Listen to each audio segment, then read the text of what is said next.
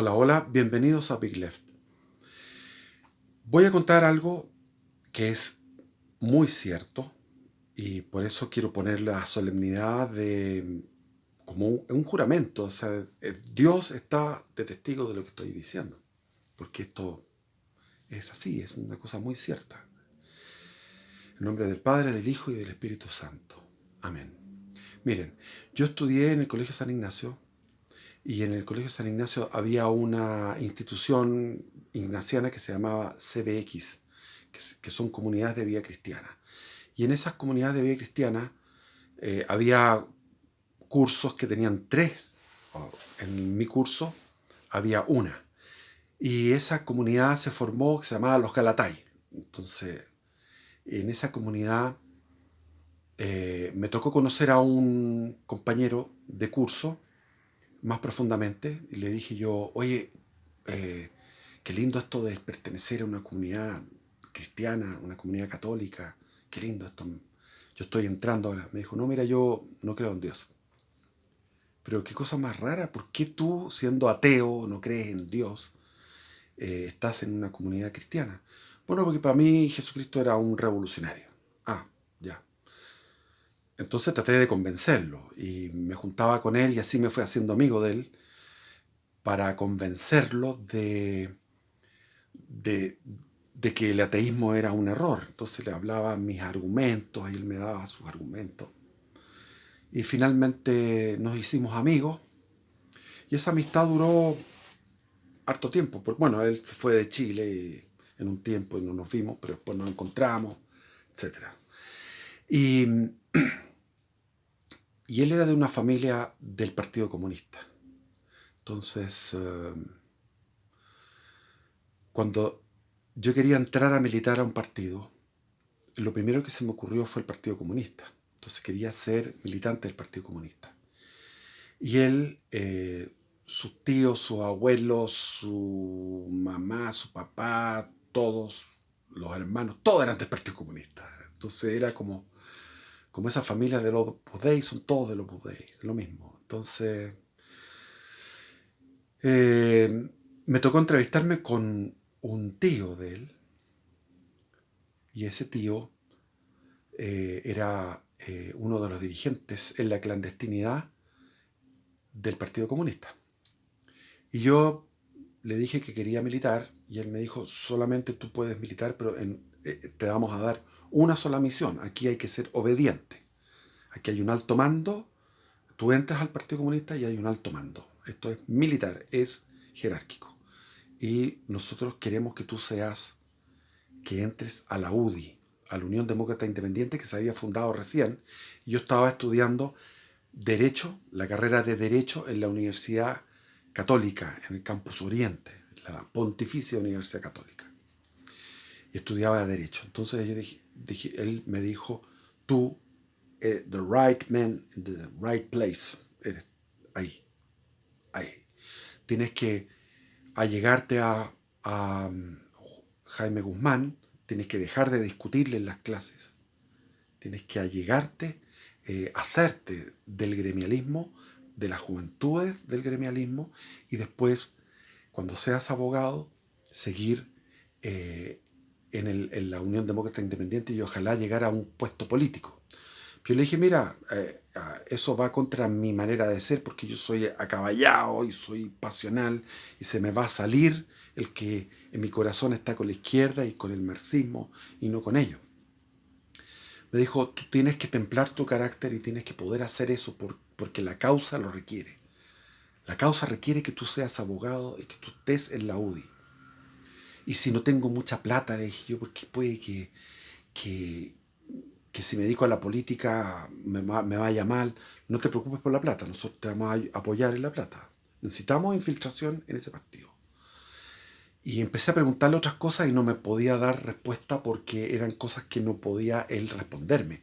Porque o no las sabía o las sabía y si las sabía no podía responderme.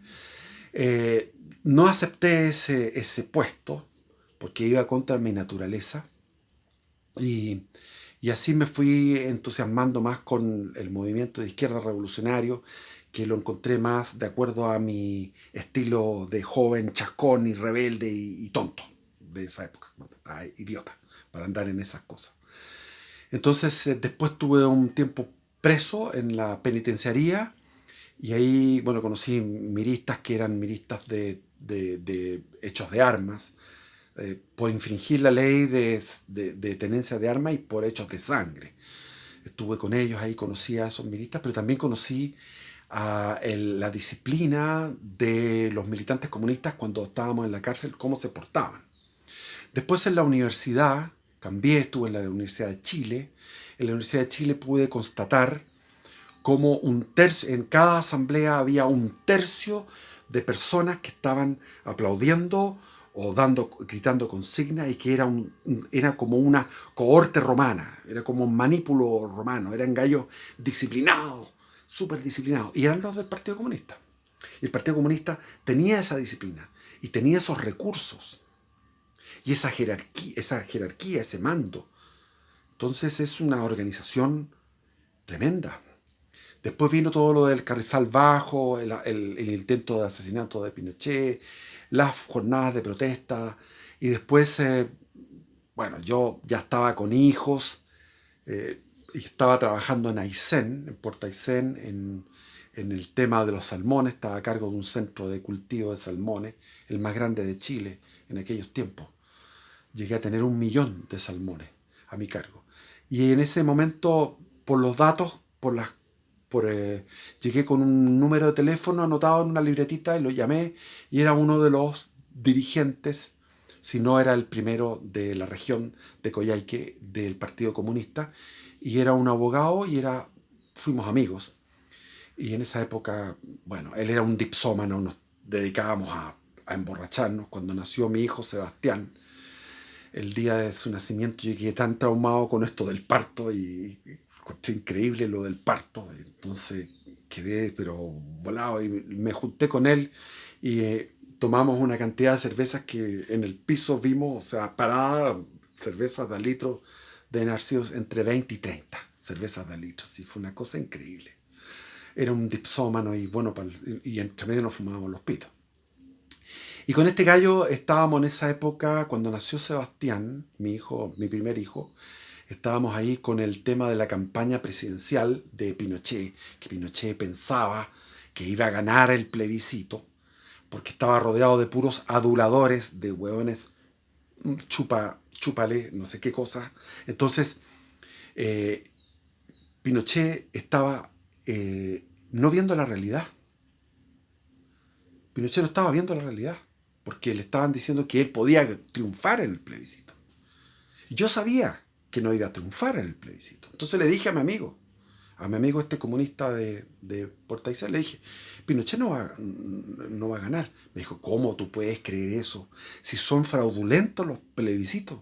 Entonces le dije, no, el plebiscito del año 80 no fue fraudulento. Yo estuve trabajando como encuestador más de un año en una encuesta que se llamaba La Píldora, que eran 80 preguntas de política, de religión, de cosas muy claves que había mandado el gobierno militar a hacer esa encuesta. Yo trabajé y gané el premio al mejor encuestador de Chile haciendo aquello. Y yo sabía que Pinochet tenía sobre un 60%, y eso fue el resultado del plebiscito del año 80. Y ahora yo sé que va a perder por lo menos por un 55%, lo tenía claro. Y él me decía, no, tenemos que seguir con la lucha armada y las jornadas de protesta y esto va a ser fraudulento. Bueno, vino el plebiscito y ganó el no. Eso demuestra que no eran fraudulentos. El anterior no había sido fraudulento y este tampoco. Entonces, Pinochet estaba en un error. Y en ese error que lo cometieron los que lo seguían, cometieron errores, por ejemplo, que el tema de los... inmediatamente vino una negociación. Estaba Carlos Cáceres, que era el ministro del Interior, y produjo una negociación sobre las reformas que había que hacer a la Constitución del 80, para entrar en democracia en el año 90 con reformas constitucionales. Y una de esas reformas era, una de las cosas que pedía la Concertación de aquellos tiempos, era suprimir el artículo 8º, que prohibía la participación democrática de elementos o agrupaciones o partidos, movimientos que fueran antidemocráticos. Porque no puede participar de la democracia alguien que no cree en la democracia, como el Partido Comunista, como son los neonazis o quien sea. Entonces, el artículo octavo, hubo una negociación en los quórums. En los quórums se subieron los quórums de la mitad más uno, que era lo que pensaba Pinochet administrar en un parlamento que iba a ser favorable a él, en un gobierno que iba a durar hasta 1997, engañado. Ese quórum tuvieron que subir, entonces subieron los quórums de la mitad más uno a 2/3. Pero frente a eso se cedió en otras cosas. Y una de las cosas que se cedió fue en el artículo octavo. Es decir, Pinochet, después del plebiscito del año 89, que fue plebiscito ratificatorio de las reformas constitucionales, él con su puño y letra firmó la derogación del artículo octavo. Y él reconoció que no fue capaz de destruir el Partido Comunista. Y cuando tuve la entrevista con ese señor, no una vez, porque fueron, ¿cuántas entrevistas tuve con él? Entre 5 y 10 entrevistas. Él me decía, el Partido Comunista es invencible, es indestructible. Ni Pinochet, con toda su maquinaria de represión y suprimiendo todas nuestras posibilidades de expresarnos, puede destruirnos. Y así fue. Pinochet no pudo destruir el Partido Comunista. El Partido Comunista entró en democracia, participando en democracia, con minorías de 5%, siempre se mantuvo entre el 5, 6, 7, 8, dependiendo de candidatos y de situaciones locales, etc. Pero la base es un 5%. Pero durante la década del 90 se dedicaron a recuperar inmuebles que habían perdido con el golpe, se dedicaron a amasar plata. Y esa plata es lo que significa que el Partido Comunista actualmente es el partido con más recursos económicos. Y si vamos al 18 de octubre, podemos entender que el primero que alaba el movimiento, comillas, espontáneo del 18 de octubre, que tuvo algo de espontáneo, pero fue manipulado por detrás, es el Partido Comunista. Y cuando iban gente del Frente Amplio a Plaza Baquedano, eran chifleados y eran abuchados, pero cuando iba uno del Partido Comunista, no pasaba nada. ¿Quién está detrás de todo esto? El Partido Comunista. Cuando se llegó al acuerdo del 25 de noviembre, ¿quién fue el que hizo esa? Pusieron unos manteles blancos en la estatua de Baquedano, hicieron una acción artística, poner unas cortinas blancas, unos paños blancos, si ustedes se recuerdan, y eso requiere plata. Requiere plata financiar a los antifas. Una mochila de piedras, las molotov, los doctores que los atienden, los enfermeros que los atienden, plata para el bolsillo a los antifas, porque se les paga por su accionar criminal, víveres, comida, todo eso, el camión que va con piedras y las vacía, etc. Entonces, aquí ha habido un trabajo del Partido Comunista, que yo recordando cómo fue el trabajo del Partido Comunista cuando yo lo vi trabajar en el tiempo de Pinochet, cómo logró triunfar y salir airoso en los lobbies, en los lugares de negociación de la década del 90, y poder recuperar inmuebles y amasar una fortuna y juntar cada vez más cuadros y crecer en lo subterráneo, agarrar dirigencias en distintos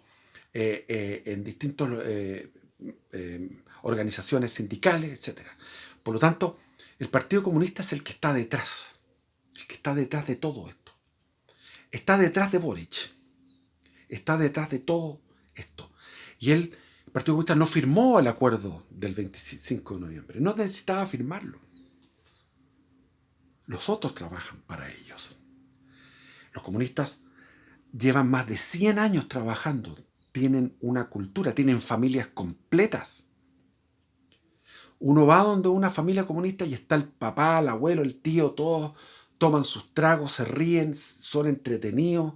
Este amigo mío era súper entretenido, bueno para la talla, siempre me reía con él.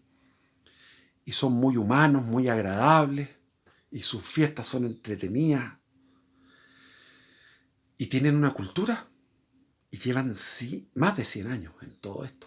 El fundador se suicidó, pero después continuaron, después vino el alzamiento de la Armada, con alzamiento en la base naval de Talcahuano, y se tomó la escuadra en Coquimbo, etc. Ellos están siempre por el poder. Y yo aprendí eso conociendo a esa familia, conociendo a ese dirigente. Ellos están siempre pensando, siempre están jugando un juego de ajedrez por el poder. Y trabajan como hormigas, ordenados, disciplinados, unidos. Y la Camila Vallejo hace declaraciones que qué lindo esto, qué lindo lo otro, si ellos ni participaron en eso. Se restaron de eso, pero es que ellos estaban dirigiéndolo. Hay muchas marionetas. Yo creo que el Frente Amplio, todo eso, son fáciles de manejar como marionetas. Bueno, eso es lo que quería decir, básicamente. Ser cortito también. Un abrazo, que estén bien y viva Cristo Rey.